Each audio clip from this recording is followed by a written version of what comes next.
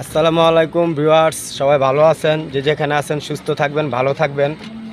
তো আজকে যে বিষয় নিয়ে কথা বলা, যে আমাদের গ্রামগঞ্জের পরিবেশ এবং উইদার সাইড ভিউ কত সুন্দর, কত চমৎকার, আপনাদেরকে না দেখিয়ে আমি পারলাম না। কেননা এখন আমাদের গ্রীষ্মকাল চলে আসতেছে, ধীরে ধীরে শীত নেমে যাবে।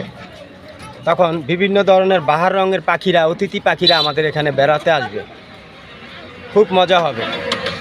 অতিথি পাখিরা গ্রীষ্মকালে আমাদের এখানে বেড়াতে আসে, আবার গ্রীষ্মকাল শেষ হলে ওরা আবার চলে যায়। তো আমাদের প্রকৃতি কত আমাদেরকে আপন করে নিচ্ছে, আমরা সেটাই সৌন্দর্য উপভোগ করি। কিন্তু প্রকৃতিকে আমরা আপন করে নিতে পারি না, কেন জানেন? আর আমরা গাছ লাগাইতে চাই না, কারণ খালি জায়গা থাকলে গাছ লাগাইবেন, পরিবেশ সুন্দর থাকবে, প্রকৃতি সুন্দর থাকবে, পরিবেশ সুন্দর থাকবে। তো বন্ধুরা, গ্রীষ্মকালে তো জানেন গাছের পাতা গাছ শুকিয়ে যায়, তখন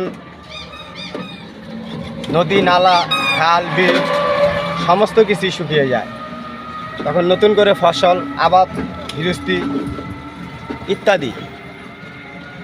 তো যাই হোক, আমাদের এই দৃশ্যগুলা কেমন লাগে কমেন্ট করে জানাবেন। তো এখানে প্রত্যেকটা সাইডই অতি চমৎকার জিনিস, চমৎকার, খুব ভালো লাগে। ওই দেখছেন একটি বক উড়াল দিয়ে নামলো, কত সুন্দর লাগে। আমার কাছে এটি অনেক ভালো লাগে।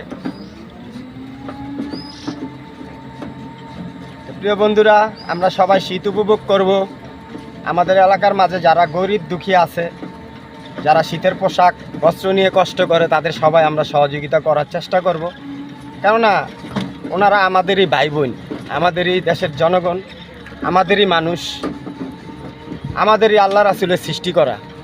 তাই আমি ভালো থাকবো, আমার পাশের ভাইটা মন্দ থাকবে। তাই আমি যদি তার প্রতি একটু সহযোগিতা করি, তাহলে তার জন্য অনেক ভালো হয়, তাই না? এটাই আমার রাসূলের আদর্শ। তো যাই হোক বন্ধুরা,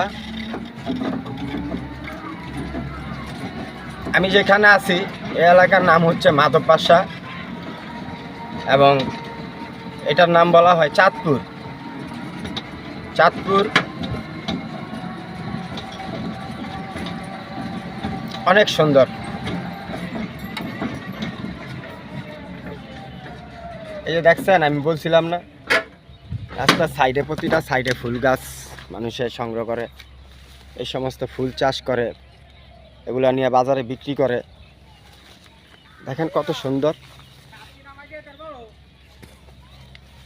তো প্রিয় বিয়াস, আজকের মতো রেখে দিলাম।